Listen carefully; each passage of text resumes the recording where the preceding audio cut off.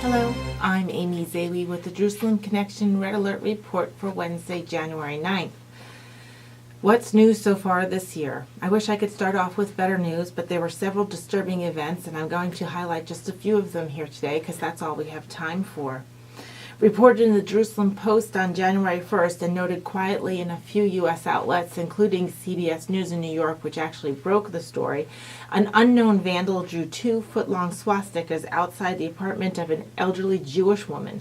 Miriam Mark, age 77, is the widow of a Holocaust survivor and who she herself escaped from Europe to Israel during the Holocaust.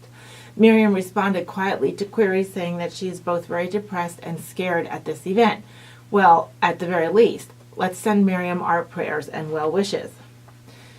Not only that, we have to meet Miss Laura Kalab. Well, this internal medicine resident student in Cleveland, Ohio, she suffers from herself from a bad case of anti-Semitism.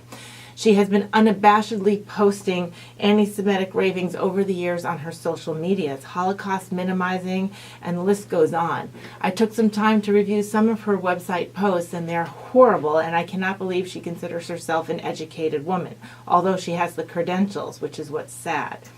She has posted on her Facebook page or her social media the quote, "I purposefully give all Jews the wrong meds." I'm not sure when she had time to study either because posts go on and on and on at the airport, on the street, in cafes where she is making fun of or disparaging Jewish people or Israelis in her line of sight. It's almost like she has nothing else to think about and nothing else to do. Well, the Hippocratic Oath says first do no harm, so clearly she's willing to break that by her level of hatred leveled at a certain identity group. Not only that, she did get fired from the hospital she was working at in Cleveland. However, at this point, she still has not had her medical license revoked, which I think it should be because she demonstrates a complete antithesis to the Hippocratic Oath. This is ironic since Israeli doctors in Israel will treat and heal anybody who comes through their doors, even Palestinians who are hurt because they were subdued during an attack on Israelis themselves.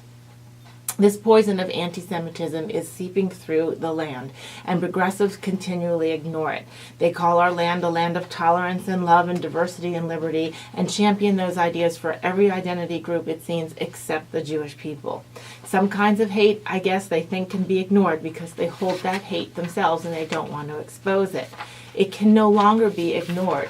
Anti-Semitism does indeed pop up all over the political spectrum, the far right, the far left, and in all locations, from rural America to our city streets and our college campuses, and clearly our medical communities. It must be called out in every instance and not ignored in any. Our cities and our universities still breed a form of hate, and that we do not tolerate amongst any other group of people. For example, recently in Loudoun County, Virginia, KKK flyers were put in mailboxes in western Loudoun County against the African American community. This, of course, was outrageous, and it was noted on even the national level of news. While I do not think these things should not be reported, I do think when the same kind of hate exists in our urban areas and in our communities of education, i.e. Brooklyn, or in hospitals in Cleveland, it should be called out with the same level of vigor and exposure on our national media. It is sad that our most sophisticated and our urbane areas of our country are allowing hate to breed simply because it's not the right kind of hate to point out. All this when Time magazine elevated the dubious Jamal Khashoggi to Man of the Year status in late 2018. While he duped the Washington Post into thinking he was a credible and legitimate journalist, evidence shows that he was simply a pawn of information feeding by certain elements in the Middle East. However, Forbes listed its top 50 women in tech just earlier this month, and 5 of those women were Israelis. I do not see any mainstream media outlet touting this particular list of 50 women influential in the tech industry, let alone noting that 10% of them were Israeli women. This is a most notable thing since Israel doesn't happen to have 10% of the industrialized world in its population. So clearly they are a unique breed. I'm wondering where all the women's group are and all the feminist groups as Forbes released this list, and I haven't seen anybody else mentioning it. Even when we have a women's march upcoming in the next few weeks. I'm going to be speaking more about the women's group marches next week because I mentioned last year that they have an anti-Semitic element. They told Zionist women, please don't come. Well, clearly they're not going to be the ones to lift up these women of achievement noted in Forbes magazine.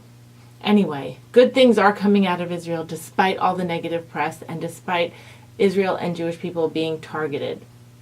Shavua Tov, have a great week, and Happy New Year.